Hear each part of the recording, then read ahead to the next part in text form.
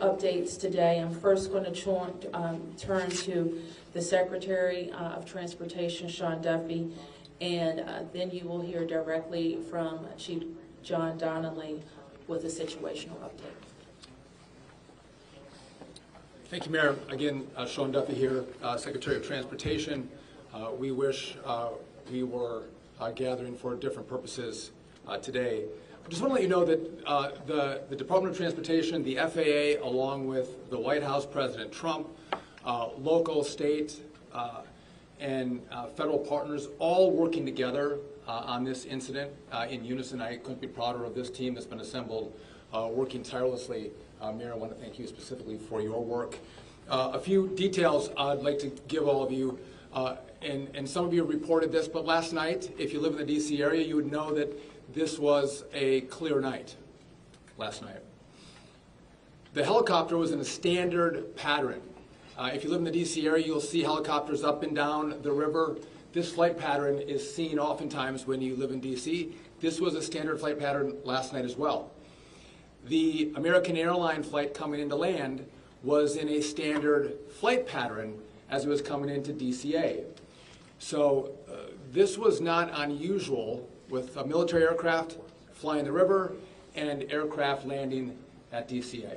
And again, if you live in the area, you'll see that frequently with those two aircraft working together. As many of you have reported, we have located the two aircrafts. The fuselage of the American Airlines plane was inverted. It's been located in 3 different sections. It's in about waist-deep water, so that recovery is going to go on today.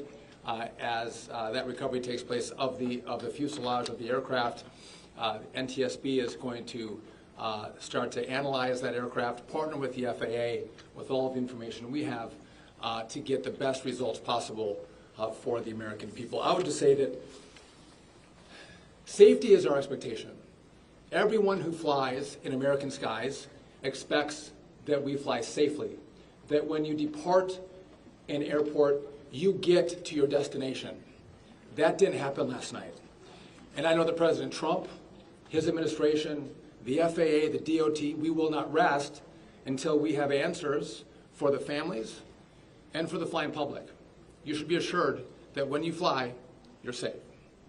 Thank you.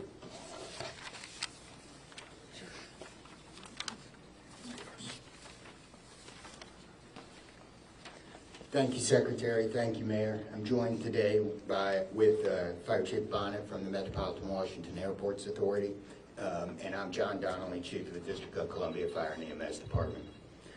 Last night at 8:48, the control tower sounded an alert, which alerts responders to respond to a report of an aircraft crash on or near the airport. That sets off an immediate response from the Airport Authority Fire Department, from the District of Columbia and Metropolitan Harbor Patrol fire boats and other fire boats on the river in order to support that type of operation.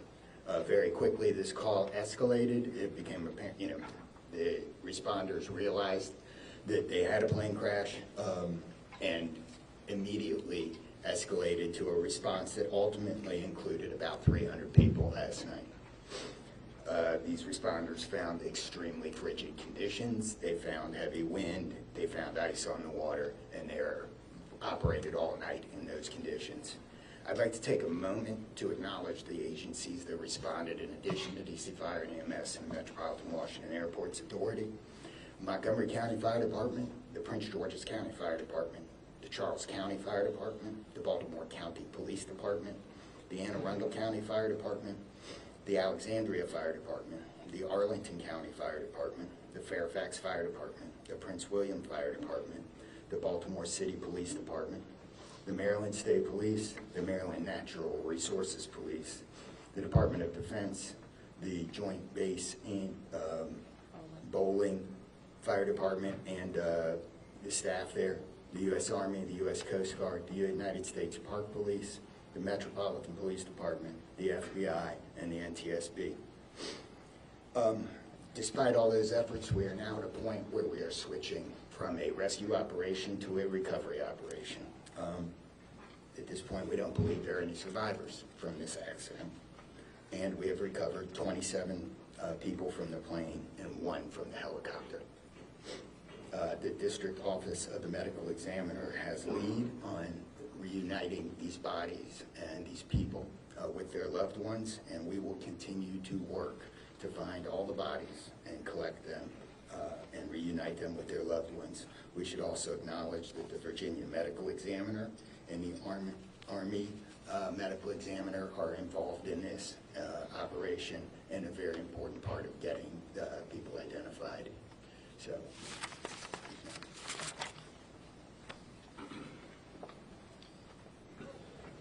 Our hearts are certainly with all of the crew in American Airlines, and we'll hear from CEO Isom. Thank you, Mayor. Good morning. I'm Robert Isom, the CEO of American Airlines. I want to express my sincere condolences for the accident that happened at DCA last night. We're absolutely heartbroken for the family and loved ones of the passengers and crew members, and also for those that were on the military aircraft.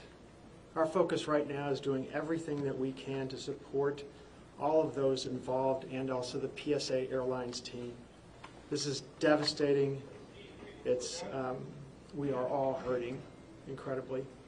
We urge any family and friends looking for information about their loved ones to call our designated helpline, and that's at 1-800-679-8215, 1-800-679-8215.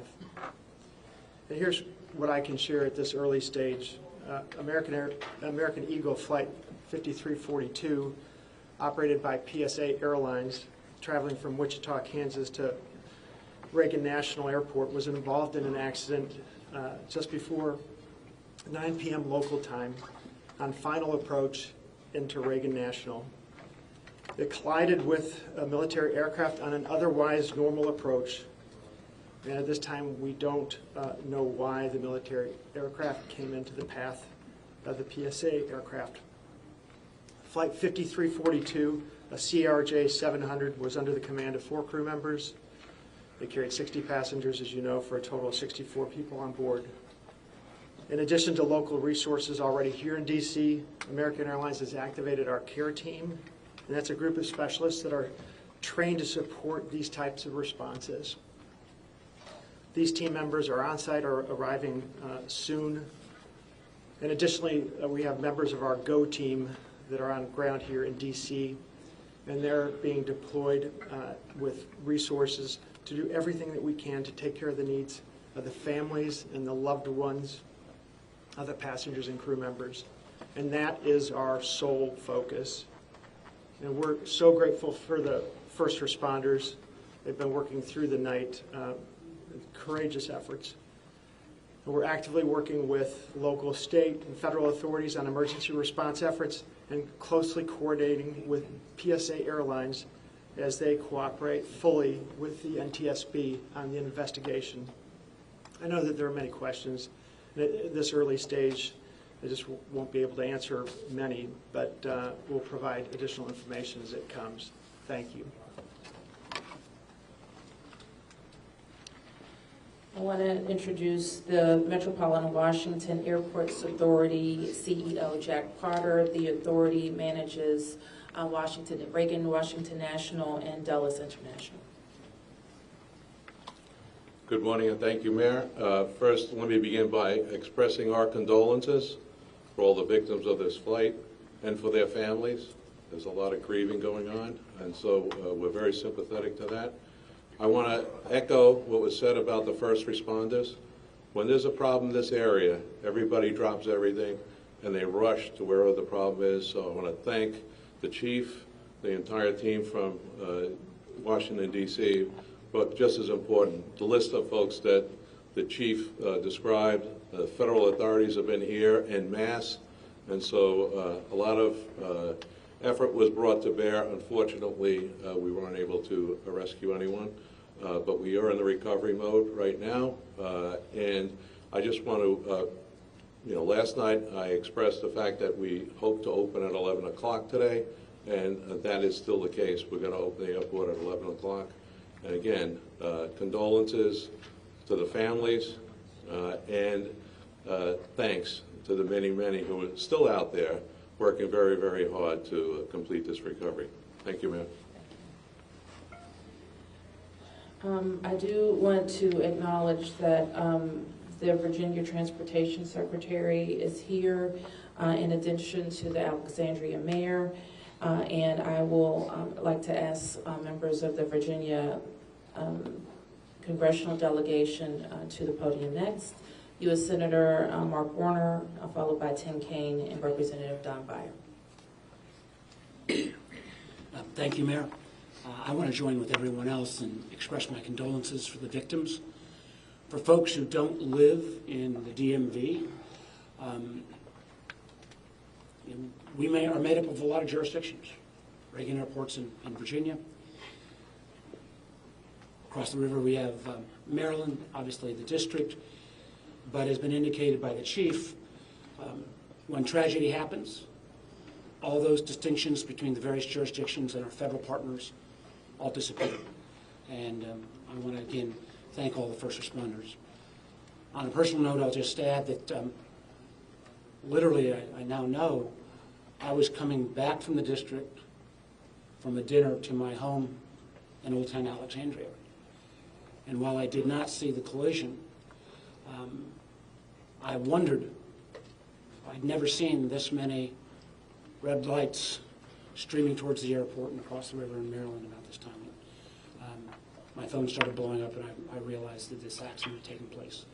There'll be a time to figure out. I know NTSB will have a briefing later in the day.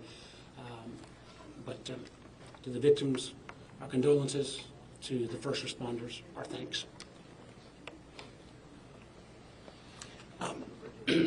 Sorrow, thanks, and questions. So sorrow, as all have expressed, to the crew, to the passengers, to the soldiers, to their families, to their friends, to their loved ones, to people who are still trying to get information and unsure whether their loved ones have been lost.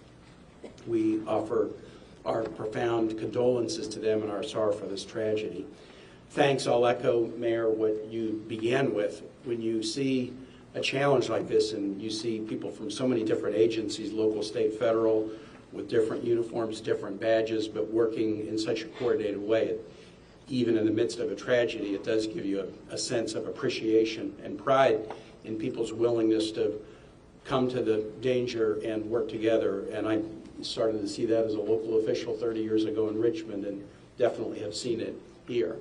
And then finally, questions. There are going to be a lot of questions, obviously, a lot of questions. And that's what the NTSB's job is to be an independent investigator of incidents like this. And they are here. We were in dialogue with them earlier today. They've been here since they got the alert, and they will be doing the work and playing lead in answering the many questions that we have. And that's as it should be. It's not a time to speculate. It's a time to investigate and get answers to the questions we need, and I have confidence that will be done. Thank you.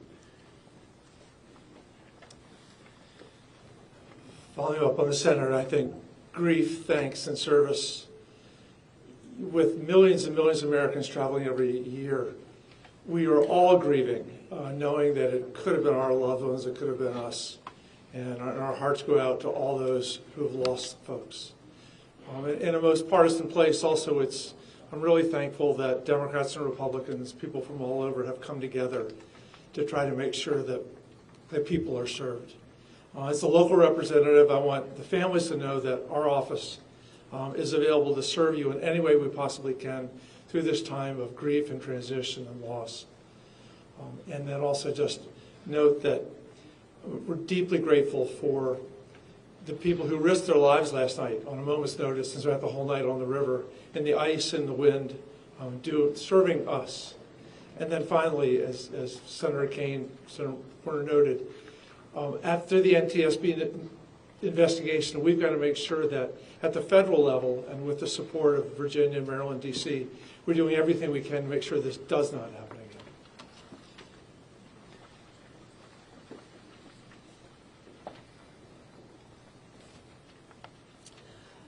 So with that, it's been said already that the National Transportation Safety Board becomes the lead agency in the investigation. Our jurisdiction in D.C., where the crash occurred over the river, concludes as we, in the leadership role of the Unified Command, as we shift to a recovery effort. We expect the National Transportation Safety Board to provide briefings to the press later in the day. So at this point, we can take a few questions. Yes? Can you say without a shadow of a doubt that people are safe to fly? What we can talk about today is what happened here with the collision of these vehicles. We've said what we know, and that the National Transportation Safety Board continues to investigate. I don't know that any of us have been briefed on anything that would suggest any other aircraft are implicated. Yes? You're still missing 30-plus people in the water. What are some of the challenges in recovering them right now? Chief? So the rescue operation, or the recovery operation, goes on. It's a lot of touch and feel in the different parts of the plane or in the helicopter, and the crash area is a little spread out, so we've got some work to do. And I think it's a pretty normal type of situation. I don't think it's extraordinary. How spread out is this debris field? So the wind started blowing last night, so we've had debris travel from the airport down as far as the Wilson Bridge. Mile-wise, how far is that? I couldn't tell you. Okay. Less than a month. This is a question for CEO Carter. You're going to open the airport at 11 o'clock this morning. How are you going to do that? And what impact is that going to have on operations, on passengers, on people's anxiety? How are we going to do this?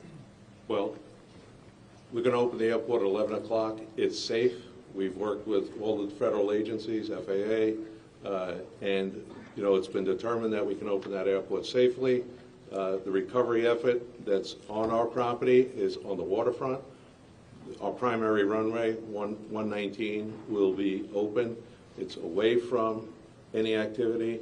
We're going to have a secure area around that. So all are comfortable that we can get back to operations. Now, each airline will announce or communicate to their passengers what their operations are going to be. Obviously, their networks were disrupted overnight, and so we might have a slow recovery, but the bottom line is we will begin to have aircraft moving in and out of this airport at 11 o'clock. Okay, so 1, 2, 3. Has the flight recorder been recovered, the black box at all? I don't think we can say anything about what's in TSB's purview. You mentioned the airport opens 3 hours from now. There's a lot of helicopter traffic from the military, U.S. Park Police and all that. Will helicopters be flying right through here as well, beyond the recovery efforts? I don't know the answer to that. Jack, do you have anything to add? We don't have anything to add about that. Yes? This is for Secretary Duffy. Can you reassure Americans that the U.S. still has the safest airspace in the world? So the question is, can I guarantee the American flying public that the United States has the most safe and secure airspace in the world? And the answer to that is absolutely, yes, we do. We have early indicators of what happened here, and I will tell you with complete confidence, we have the safest airspace in the world. When it comes to informing these families who've tragically lost their loved ones, what has that looked like so far? Have any of them been informed? The flight manifest, is there any details you can provide on that front? Can you add anything? All I can say is that we have published the 1-800 number. We have family assistance centers set up here in DCA. We do in Wichita as well. I'm not at liberty to give the number of families that have been that have used those services, but we are making that use. We have over 100 team members that are either here or on their way that are specially trained to work with family members, handle travel arrangements, hotel arrangements, incidentals, to make sure that we're taking care of people in any way that they can. As our teams are hurting and suffering, As our passengers and their families need assistance, we're doing everything we can. I don't have any more information on that right now. Mayor? You're next. Chief Donnelly, can I ask you to describe the next phase of the investigation? How confident are you that you'll be able to recover all 67 of these bodies? And can you speak to some of the debris that's also being pulled out of the river? We understand there are some suitcases, some other things that have been pulled out from the river. And I would like to ask anyone here, perhaps the Transportation Secretary or Mr. Eisen, if we know anything about these victims, age ranges, nationalities, anything of that nature. So the next phase of this operation is going to be led by the NTSB. All of us are working together, though, to search the area and to find the victims. I'm confident that we will do that, and that will take us a little bit of time, though. It may involve some more equipment. As far as the things being collected, I don't have personal knowledge. I know that we have been collecting debris that you would expect to see from a plane. Okay. Anything about the victims? So so the question is about the victims. The NTSB is going to lead that portion of the contact with the victims. I believe American is going to be involved with that as well, and so will the FAA and the Department of Transportation. Secretary Duffy? We're going to take some questions over here. 1, 2, 3, 4. First, Yep. First, Secretary Duffy, the flight path that the helicopter was on, is that a common flight path, and is it normal for helicopters to get clearance to cut across busy approach paths? So I don't know if you all could hear the question. It's a question about the flight path of the helicopter. I don't want to go into too much detail about the information we have from the FAA, but obviously it is not standard to have aircraft collide. I want to be clear on that. But prior to the collision, the flight paths that were being flown from the military and from American, that was not unusual for what happens in the DC airspace. And as this investigation moves forward, we will be able to provide more information to you about the details of that statement. I wanted to follow up on that question regarding the flight path, because you said it's standard. So can you speak to the conversations with the air traffic control? Were there blind spots here? I don't know if you understand. So the question is, were there blind spots with air traffic control?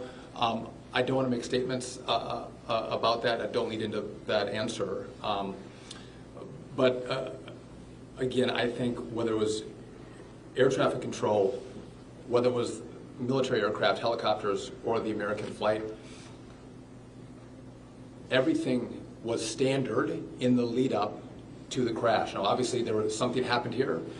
You'll get more information and more details as this investigation moves forward. We'll learn what happened.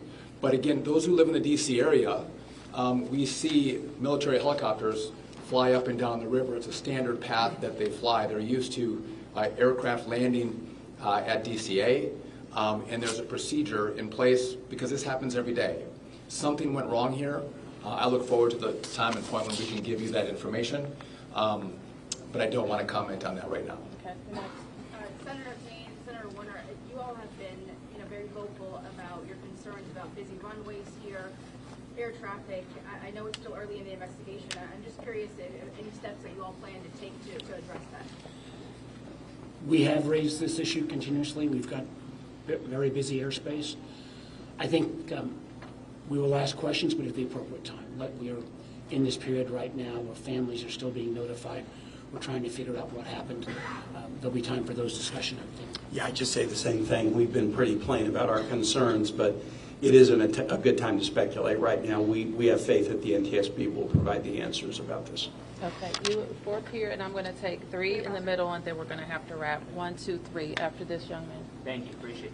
Chief, I know, again, I can imagine it must be traumatic for your first responders to have to deal with this. How are they doing right now, and are you all going to be offering any services to help them as they process this? So thank you for the question. Our first responders are resilient people, but yes, this call will be hard for them. Our peer support teams are already engaged with the responders, and we'll be following up on that to make sure that they're okay. But I think the concern is real. Okay. Thank you, Ms. Mayor. What kind of communication was there between the helicopter and the tower, the plane and the tower, and the helicopter and the plane? I don't want to say too much on the communication between the helicopter and the tower and the airline and the tower, but I will say this: there was communication. It was I would say standard communication. So there was not a breakdown, if that's your question, in communication between the military helicopter and the American Airlines flight. There was communication between the aircraft and the tower. Was the plane aware there was a helicopter in the area?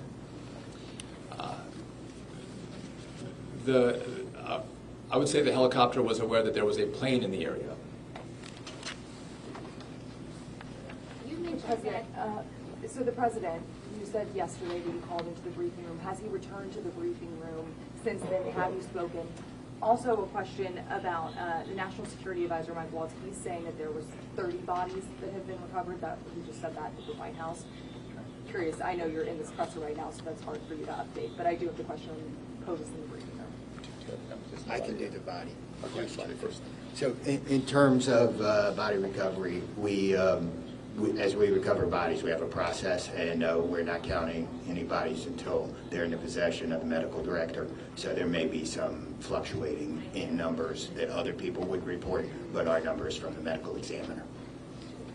So just in regard to the president in the briefing room, I've been with this team for the last hour plus as we've worked through the details of the information we wanted to give you. But it is my understanding that either this morning he was going to be in the Situation Room, or the Situation Room is obviously briefing the president. He has been kept in full appraisal of what is taking place.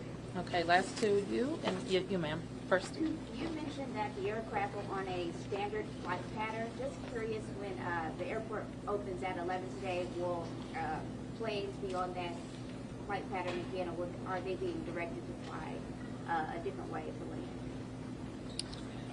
Jack, do you want to mention that? Okay. Well, I mean,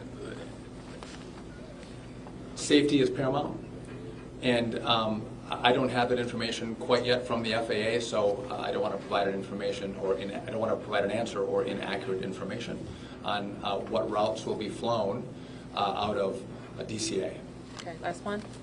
Two questions really quickly. What do you know about the experience and history of the pilots of both the American Airlines plane and the Army Black Hawk helicopter? And then for Secretary Duffy, last night the President had said that this could have been prevented and questioned why air traffic control didn't tell a helicopter what to do. Is that something that investigators have determined should have happened in this situation? I can quickly, Secretary. Just quickly, I don't have a lot of information to release, but these are experienced pilots. I know that the captain had 6 years with PSA, or almost 6 years at PSA, and the first officer almost 2 years. Again, standard approach, and that's about all I can say. Thank you. In regard to the military, I don't have information in regard to the experience of the military pilots. I would just note that this was classified as a training mission. Sometimes people could think that a training mission is someone who is inexperienced in the cockpit. We call these missions that are flown in the DC area, as our pilots are getting hours in experience, training missions. So don't read into that we had how many hours the pilots on the military aircraft had. And you had another question for me that was... Last night the President had said that this could be prevented, and also that air traffic control, questioning why they may not have communicated with the helicopter telling them what to do. So we are going to wait for all the information to come in from this vantage point, but to back up what the President said, what I've seen so far, do I think this was preventable? Absolutely. Thank you. Thank you. Is there an acting FAA director? Thank you, everyone.